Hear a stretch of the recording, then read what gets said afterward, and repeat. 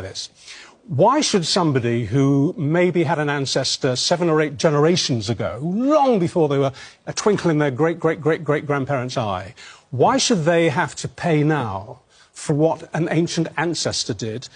Or why should they apologise for what an ancestor did centuries ago? Why do they still carry that burden? Oh, it's not a burden at all.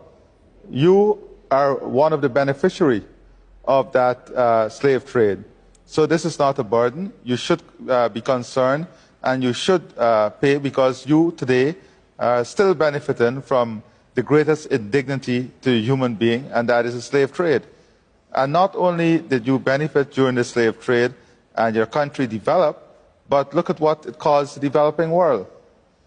During slavery, resources was used to build your country, build up your capacity. You were able to then become competitive. You were able to invest in mechanization, and developing countries like ours were left behind.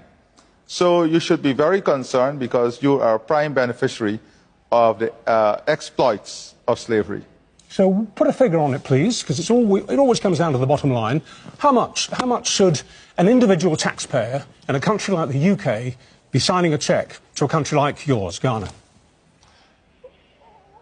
Well, it's easy to calculate. We can use the time value of money. You can look at the period of slavery and the contribution well, not the contribution, the extraction of wealth from countries like ours, and how it was utilized to build your society, build your country, create wealth in your country, and then add the time value of money, and you will get the value. There's a lot of research paper on this. A lot of universities would have done paper on this. There's enough literature to tell us what that value is. But I want to say that it is not only the value, it is the loss of time. It is a loss of competitiveness. It is a loss of human dignity. It is a loss of our education system. It is the culture that we lost. It is all of this indignity that surrounded slavery that we must consider. I just wonder, people will be wondering what, you explain that there are calculations, but are you able to say in what measure that would be? I mean, are we talking billions, millions? What would you expect the payout to be, and over what period of time? Well, you know, this year in Guyana, we commemorate the 200th anniversary of the Demerara Rebellion. And it took 200 years to get an apology from one of the families. I don't believe that you would want us to wait 200 years for reparative justice and for us to take this conversation forward. CARICOM would have set out a 10-point plan on what should constitute reparative justice and what should constitute reparation. And the calculation goes into billions for the region. How far back, though, do we have to go on this? Because you make the point, we're talking exclusively here about Western imperialistic slavery, to summarise it. But almost every civilization on the planet owes its existence and its prosperity almost always to crimes in the past, be they aggressive wars, be they different forms of slavery involving different movements of population. You can go right back to the Greeks and the Romans. Why just target one particular era in history? Some would say that's the arguments of political convenience. It's a handy handle to hang your argument on. I think you're doing a great injustice to compare slavery with any other of the historical facts that you're mentioning. I was including other forms of slavery. No, but I was including other examples of slavery as well. To the indignity that slavery brought to people, that is the first thing. And I'll give you an example. Coming on to your program a few moments ago, you were speaking about net zero and climate justice. We are speaking about, the world is speaking today about climate justice and compensation and how we address the issues of climate change. And this is the problem. We live in a very unjust society. You know, we condemn completely the war in Ukraine. But if you look at the mobilization of resources in the war in Ukraine. In 2 years, you have mobilized more support for Ukraine than we have mobilized for Haiti for 60 years.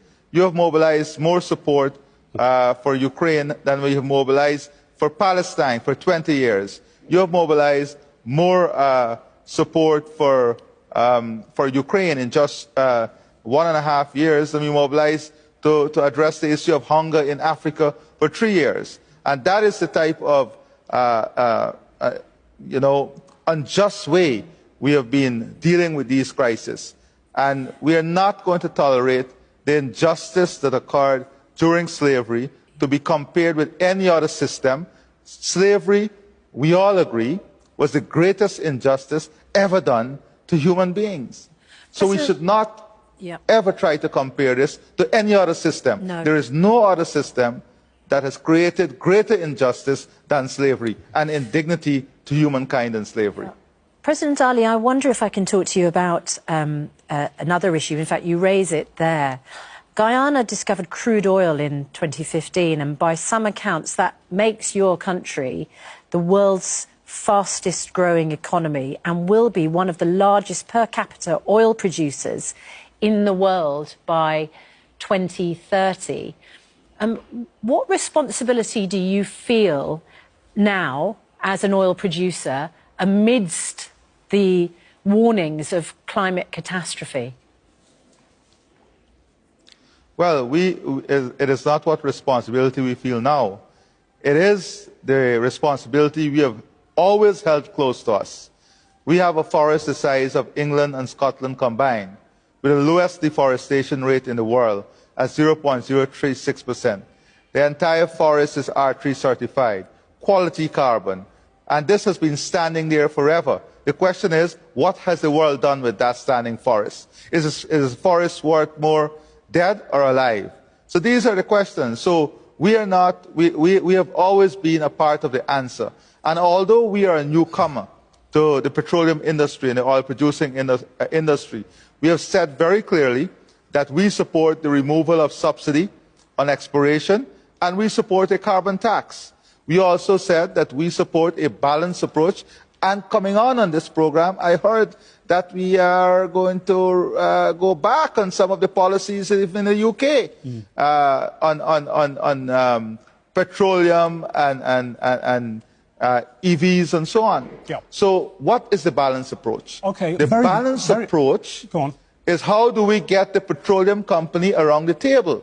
This cannot be, we cannot go into COP28 with two extreme ends. All right, Everyone needs to be around the table so we can have commitment from all the stakeholders. Okay, Mr. President, you make that clear very briefly now, because we're over time here, and I know you've got to go and we've got to move on as well. But very briefly, coming back to where we came in, one of the points you're going to be making today is about our royal family.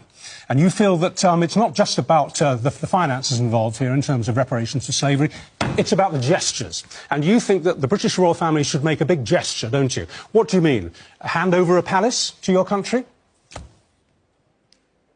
Well, no, we don't want the British to hand over a palace that we built.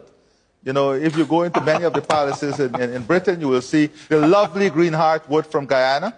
You will see the sweat, tears, and blood of the slaves who were exploited. So what do you want? And the revenue that was earned from their exploitation. So we're not asking for a palace. We're asking for justice and a fair form of justice to the ancestors and to the greatest injustice that has ever been done to human beings. We look forward to we're not asking for palaces. No. You can enjoy the palace, and when we visit you, we'll also enjoy it. Mr. President, we really look forward to your speech later on today to the UN. I'm sure there'll be much coughing and shuffling of feet, because when it comes to getting people to put their hands in their back pockets, you've got a mountain to climb. But